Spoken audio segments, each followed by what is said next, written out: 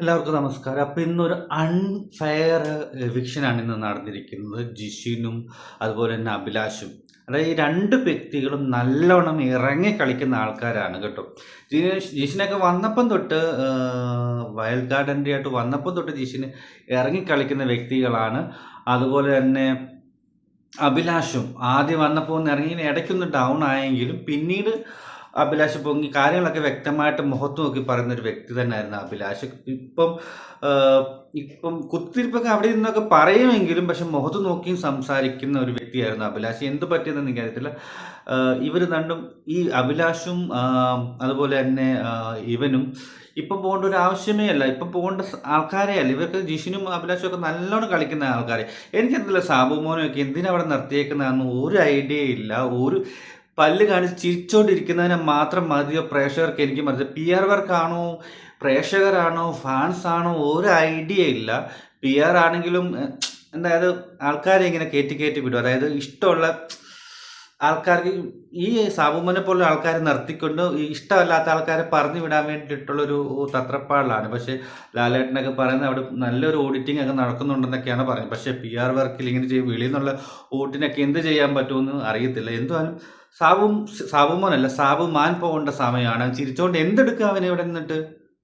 സത്യം പറഞ്ഞാൽ എന്തെടുക്കുക? അവൻ എന്തിനു പോകുന്നത്? അതിനെക്കാട്ടും നല്ല ഞാൻ എപ്പോഴും പറഞ്ഞു എന്നെ വിട്, ഞാൻ കളിച്ച് കാണിക്കാം അതിനെക്കാട്ടും സൂപ്പറായിട്ട്.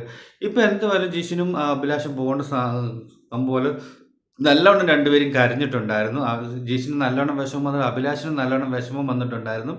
പോയപ്പം എന്തായാലും ജിഷിന് മറ്റേ നമ്മുടെ സ്പൈക്കുട്ടൻ വന്നിട്ട് ഇത് കൊടുത്താൽ എലിമിനേറ്റ് ആയെന്ന് പറയുകയായിരുന്നു.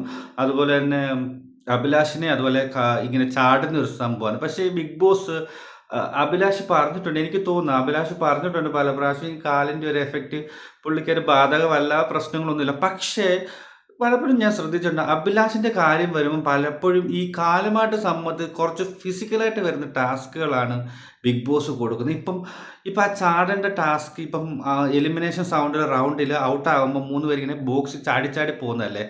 അപ്പം ആ ഒരു ടാസ്ക് കൊടുക്കണ്ടായെന്ന് തോന്നി എനിക്ക്. അഭിലാഷ് ആ കാലും വെച്ചിട്ട് സിമ്പതി ഒന്നും പുള്ളിക്ക് ആവശ്യമില്ല. പക്ഷേ എന്നാലും നമ്മൾ കാണുമ്പോൾ ബിഗ് ബോസിനൊരു മോളെയൊക്കെ വേണ്ടേ? ആ അഭിലാഷിന് വേറെ ആൾക്കാർക്കെല്ലാം എന്നാൽ പിന്നെ ആ സ്പൈക്കുട്ടൻ വന്നിട്ട് അഭിലാഷിനെ എടുത്തുകൊണ്ട് പോകുന്നതല്ലായിരുന്നു നല്ലത്. ഒരു ഇഫക്റ്റും ഇല്ല. പക്ഷേ അഭിലാഷിന് കൊടുത്ത ടാസ്ക് ബോക്സ് ചാടിയിട്ടുള്ളൊരു ടാസ്ക്, അതായത് കാല് വയ്യാത്ത അഭിലാഷ് എങ്ങനെ ചാടും? ചാടി പ്രശ്നമൊന്നുമില്ല. പക്ഷെ നമുക്ക്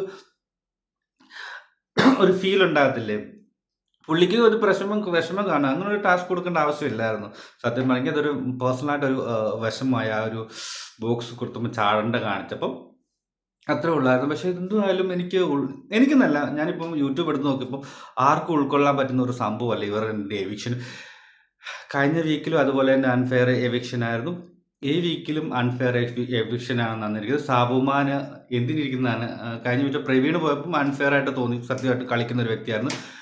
ഈ സാബുമാനെ നിർത്തിയിട്ട് ഇവർ രണ്ടിനെയും പറഞ്ഞു വിടുക, അഭിലാഷിനെയും ജിസിനെയൊക്കെ പറഞ്ഞു വിടാന്ന് വെച്ചാൽ അത് വല്ലാത്തൊരു സംഭവം. എനിക്ക് ബിഗ് ബോസിനും ഒന്നും ചെയ്യാൻ പറ്റത്തില്ല ഈ ഒരു കാര്യത്തിൽ. കാരണം എൻ്റെ അഭിപ്രായത്തിൽ ഈ കുറച്ച് അന്ധമായിട്ട് പി ആർ വർക്കുണ്ട്. ഇപ്പം നമുക്ക് സാബുമാനൊക്കെ പി ആർ കൊടുത്തിട്ടുണ്ടോ ഡൗട്ട് വരും. ചിലപ്പം കൊടുത്തിട്ടില്ലായിരിക്കും.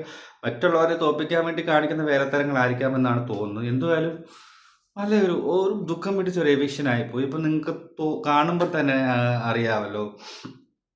നോക്കാം ഇനി എന്തായാലും അടുത്ത ആഴ്ച ഇപ്പം ഓരോ ബിഗ് ബോസ് എന്തായാലും 57 ദിവസമായി. ഇനിയിപ്പോൾ ഓരോ ദിവസം ഇങ്ങനെ ഓരോരുത്തർ ഈ 2 പേര് വെച്ച് ഓരോ വീക്കിൽ പോകേണ്ട സമയം ഇനിയിപ്പോൾ ഓൾമോസ്റ്റ് ഒരു 1 മന്ത് പീരീഡേ ഉള്ളൂ. 1 മന്തും ഇച്ചിരി ഒരാഴ്ച സംതിങ് കണ്ടുള്ളൂ. 40 ദിവസം അത്ര 57 ആയില്ലേ. ഇപ്പം 43 ദിവസത്തെ ഇതൂടെ ഉള്ളൂ. എന്തായാലും നോക്കാം. അടുത്ത ആഴ്ച എല്ലാവരും പോകണം. പക്ഷെ എന്നാലും ഇതൊരു അൺഫെയർ ആയി പോകുമെന്ന് എനിക്ക് തോന്നുന്നു. അതിനെക്കാട്ട് പോകേണ്ട ആൾക്കാർ നിൽക്കുന്നതുകൊണ്ട് പറഞ്ഞാണ്. ഇപ്പം യൂട്യൂബ് എടുത്താൽ എല്ലാവരും തന്നെ ആയിരിക്കും പറയുന്നത്. അപ്പോൾ ഇത്രേ ഉള്ളൂ. അടുത്ത വീഡിയോ കാണുന്നവരെ ബൈ ബൈ ടാറ്റ. സബ്സ്ക്രൈബ് ചെയ്യാൻ മറക്കരുത്. Tata bye bye.